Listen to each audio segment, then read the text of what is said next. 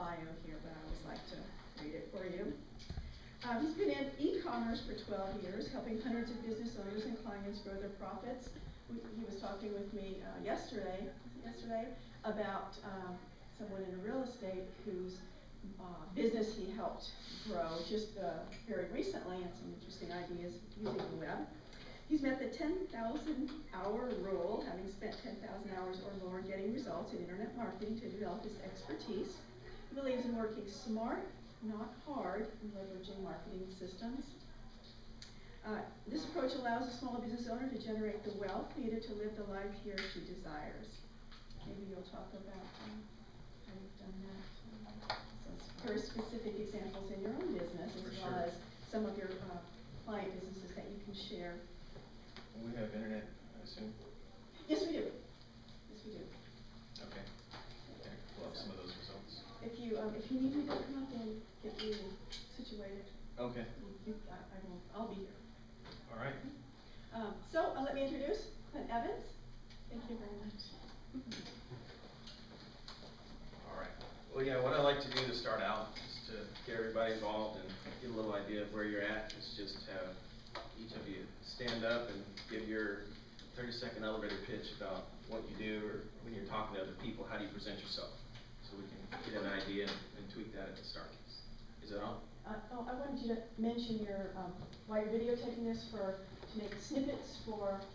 Okay, I'll mention that. Yeah, we got the camcorders running because I'm gonna take some snippets of the presentation and put it out there to promote the next one of these that we do. So he's actually doing more of a marketing test as well. Yeah, so he's doing something that y'all might want to do in the future to improve your websites and your marketing, which is small videos, 3 to 5 minutes or less. Yeah, on the web, if you can keep it under 2 to 3 minutes, that's about the attention span. If you've really got something interesting that you're teaching people that will really hook them in and bring that attention, then yeah, you can go 10, 15 minutes or longer.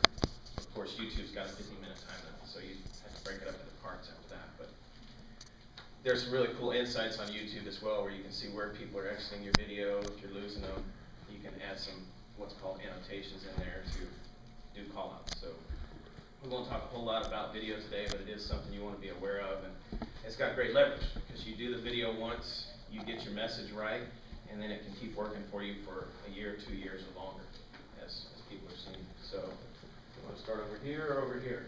Who's a volunteer? All right. I'm Michelle Campbell. I work for CID Management Services, so I don't own the business. I work for them. I work in the administrative piece of it, but we do commercial cleaning and Oh, okay. You said CIA Management. I was like, all right, so who are your agents and what are the operations? We are a service-oriented company. So service is our priority. Okay, so it would seem like more of, okay, I'm Michelle, I keep a very large business running smoothly and make sure everything flows. Something more to that. Something more to that. I keep everything flowing and running smoothly so the business can operate. Something like that. Oh, what is that? What does that entail? So a little more mystery and curiosity in there, and gets people to perk up. Oh yeah, get a little more engaged with you in what you do. I'm Bill Adams, and I am currently a small business development counselor here at Texas State University. I'm also a student in a PhD program at Texas State University. I've been a stucco contractor for 27 years. The first 8 years I was in business with a family business, and the last 17 years before I closed the business down in 2008, I was president of a stucco and plastering remediation company in Atlanta, Georgia. Okay. Good to meet you, Bill. Yeah, I might say something like, hi, I'm Bill. I make houses more beautiful. The exterior of houses more beautiful in a Spanish style. That's what stucco is, right? From Spain? Or is that Mexican? Or? Yeah, I mean, it's exterior veneer.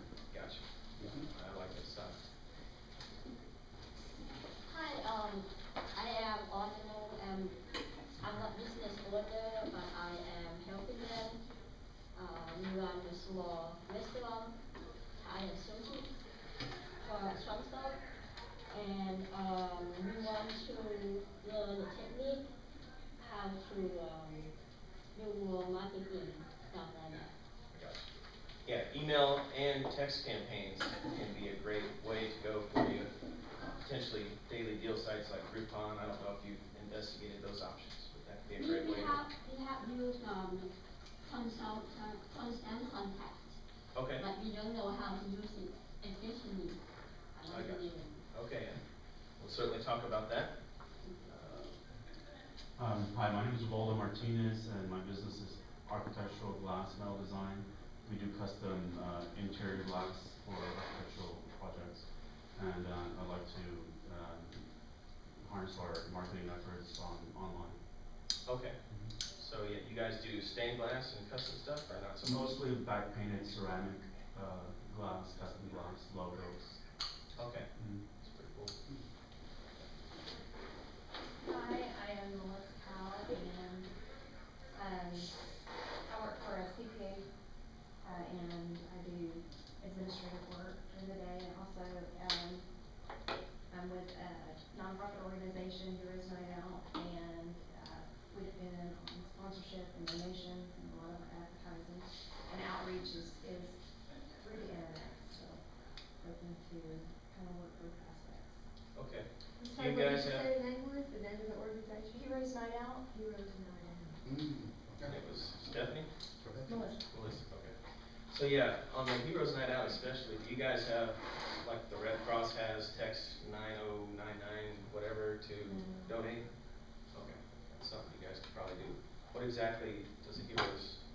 Heroes Night Out is a nonprofit organization, and basically we reach out to disabled veterans, really all veterans, but really our focus is disabled veterans. We focus on honoring them and their families, and it can be, it's what started out to, we provided wallets and nights out to the family and getting them kind of back into society again, and to keep them from becoming shut in. It's kind of parallel with the suicide prevention program that A&M is running. We work with PTSD guys, but just getting them interacting with guys and families like them, and kind of introducing them back into society. We also help them with job applications and training, and kind of hold them through the whole process. The frustrating part is when you deal with things like that. Okay, yeah, well, it sounds like there's a lot of opportunity there with the focus now on the troops and the wars going on and people supporting that you guys could get a lot of traction, especially right now to capitalize on that. My name is Tina Fusil, and I graduated from Texas State with a bachelor's degree in geography last December. And I've been Congratulations. thank you, sort of figuring out what I wanted to do. My background has been in the home building business.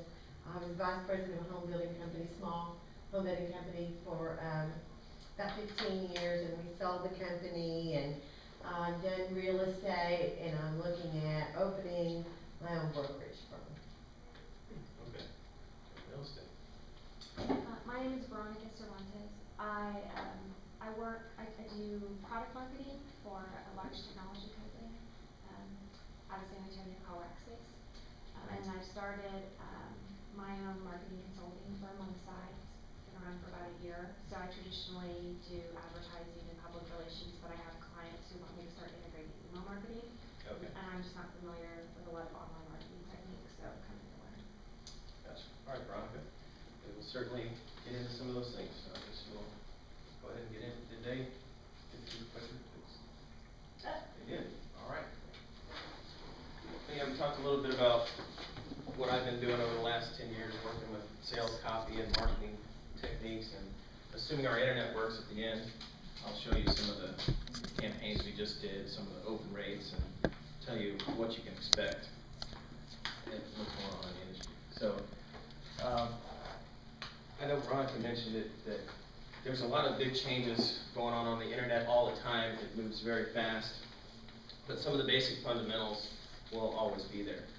And you can take advantage of those fundamentals despite changes. Like you've probably seen Twitter and Facebook have really had a huge rise over the last year or two. And mobile marketing is getting to be a bigger thing with the text campaigns. You're seeing a lot more companies integrate that, like text pizza to $9.99 and get a $10 off coupon, and certain aspects like that, which can work great for Red Cross and charities, but they can also work great for commercial businesses as well. But there's always going to be some new tool coming along, and you can feel overwhelmed attempting to keep up with all of the changes and the new tools, and you can get off on a lot of different tangents. If you keep the fundamentals in mind, you can get really outstanding results no matter what the current tool is that's coming around. So here's a couple things in terms of what you're up against as a business owner, and I think I pulled this right off the Small Business Administration, that 80% of small businesses fail within the first 5 years of opening, and then from that point, another 5 years, another 80% of those fail. So after 10 years, the truly successful businesses that are thriving and lasting and still operating is only about 4% of those that start out. And there's a number of keys that will allow you to be successful in business. Email marketing is one small piece of the overall marketing package. From what I've seen, there's really about 3 main things that allow business success. You got to have marketing systems that work, because cash, profits, revenues, those are the lifeblood of your business. They may not be the reason you're in business. You should have a bigger vision of how you want to help the world, things you want to do, that sort of thing for your business, but you've got to have the cash to keep the operations flowing. Piece number 2 is what we call leverage or operations. You definitely want to have systems in place for the way you do business, so that when you bring people on the team, they can execute and implement the way you want them to do, that has proven to be successful in your business. And so the third piece is basically your people and your culture, and that's where you want to make sure you're bringing on the right team. And I believe it was Bill Hewlett that figured out, Hewlett-Packard, that you cannot consistently grow your business faster than the team you have in place to accommodate that growth. So you've got to have the quality people to be able to allow for that growth and provide the customer service and keep the business growing. So here's a big one. I deal with a lot of small business owners, and how are you staying in touch with your current customers? After hearing a couple of people talk, you want to get started with an email marketing campaign. Just to get an idea, does anybody have an email campaign going right now? Okay, so you guys have somewhat of an email list built up? Yes. Do you have like a fishbowl where they drop their business cards, or how do you guys collect the emails?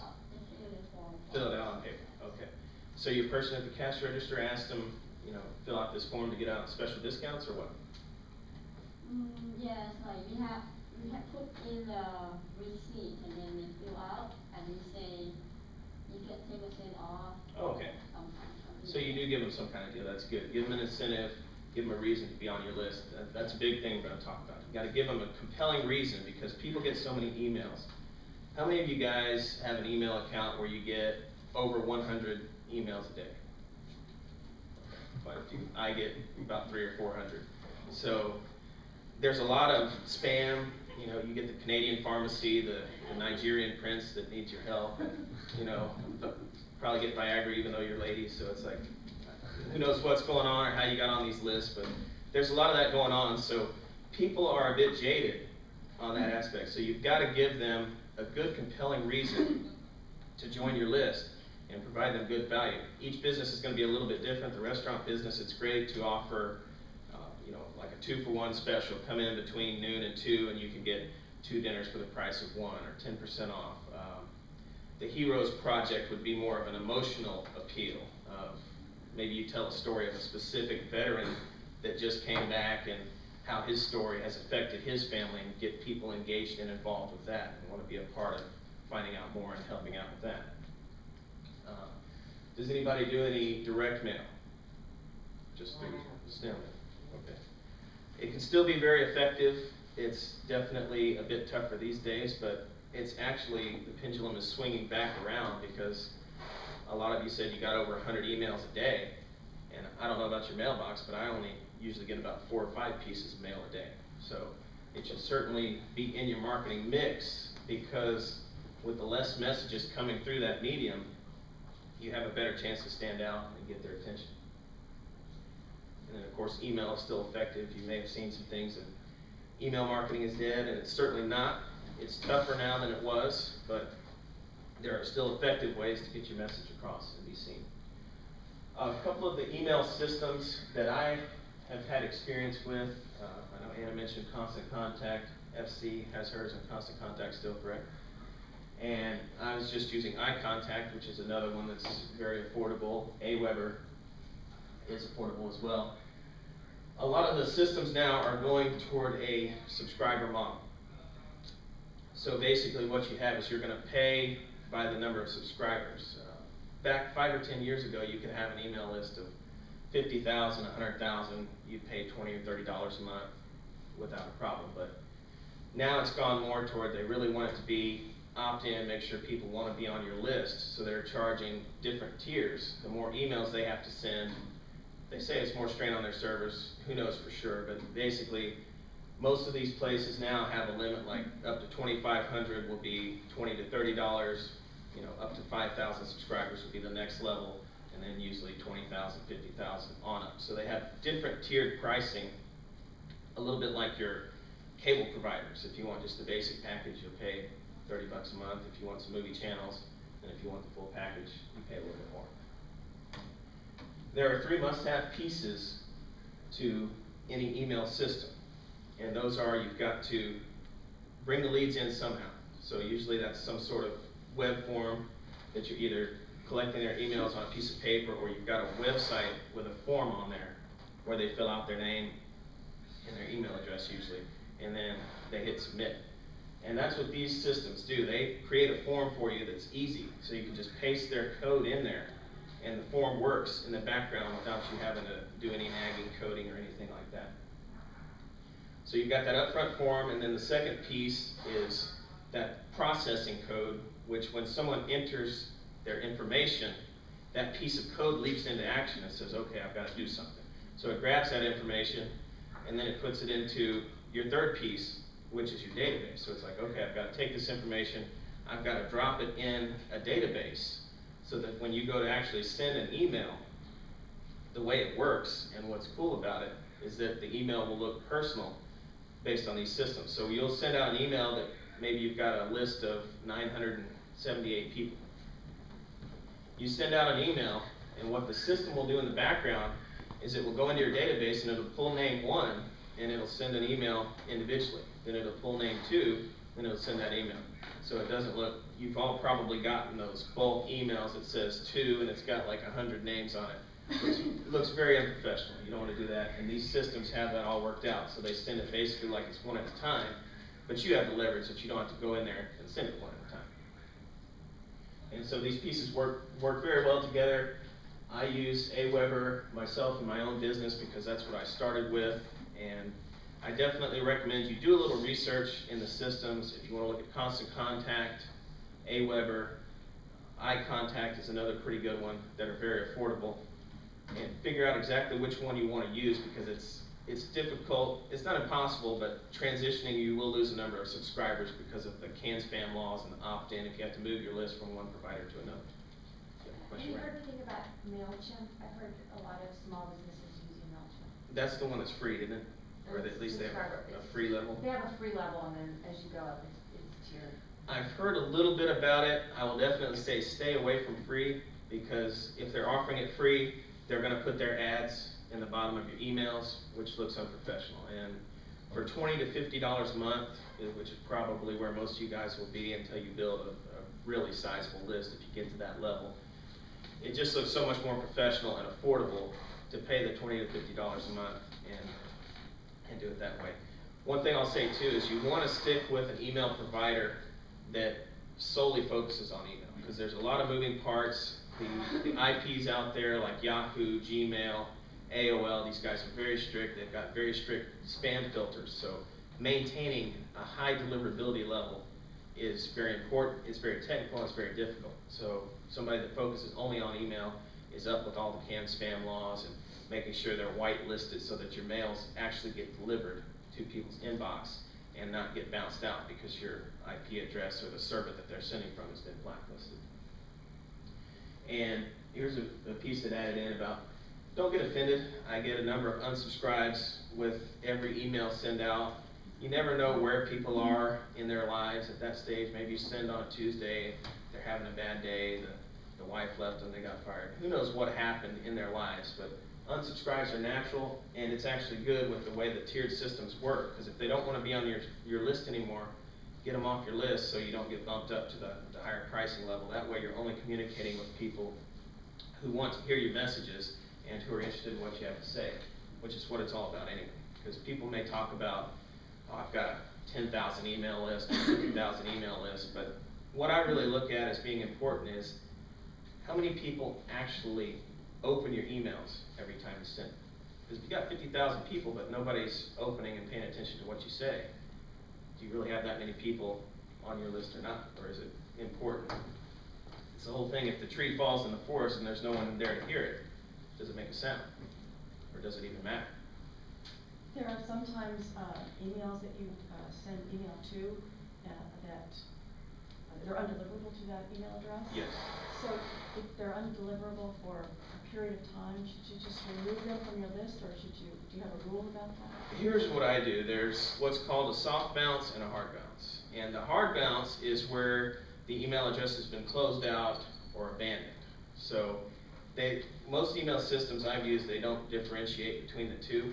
But the soft bounce is maybe for whatever reason the account was unavailable at that millisecond in time where the email hit, or their inbox is full and they haven't checked their email in a while.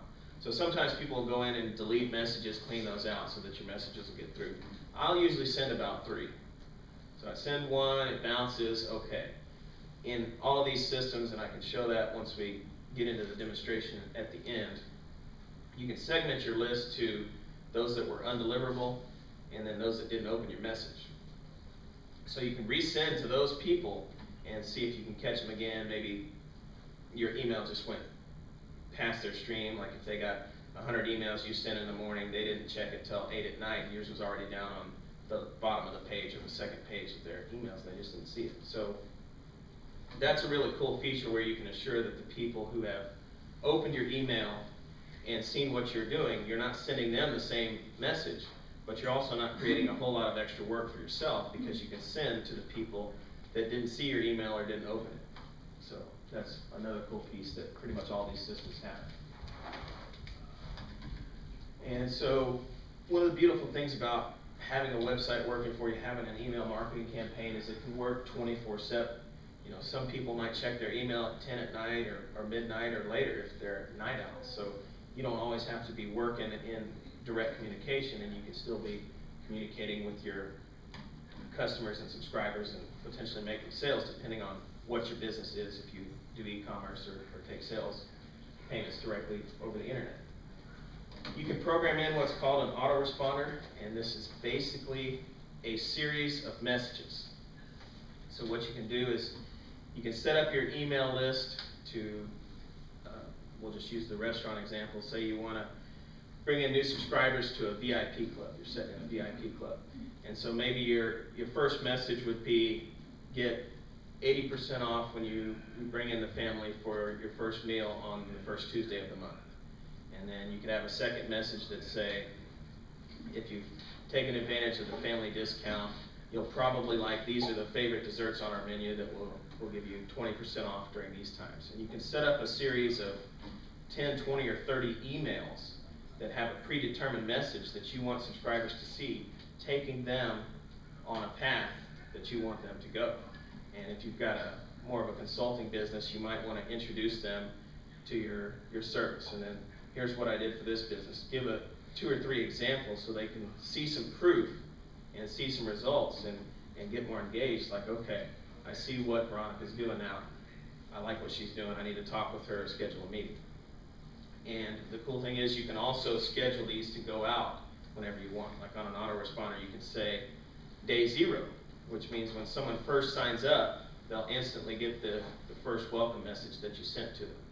And then you can schedule one on day 1, day 3, day 7. You can schedule them out so that once you get that set up, then all you've got to do is bring in more subscribers, and they'll get that predetermined message on the timetable you've set without you having to do any more work. So it's got a lot of leverage involved.